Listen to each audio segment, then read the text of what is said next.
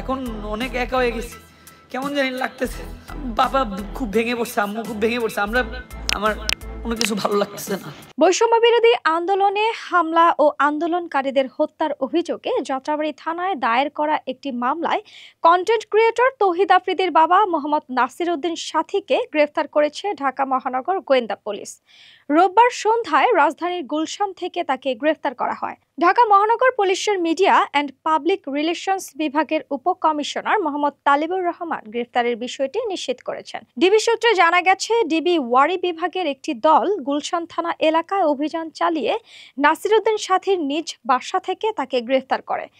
তার বিরুদ্ধে যাত্রাবাড়ী থানায় গত বছরের 30শে আগস্ট একটি নিয়মিত মামলা দায়ের করা হয়েছিল, যেটি বর্তমানে পুলিশের অপরাধ তদন্ত বিভাগ তদন্ত করছে। ওই হত্যা মামলার প্রধান আসামি করা হয়েছে সাবেক স্বৈরশাসক শেখ হাসিনাকে।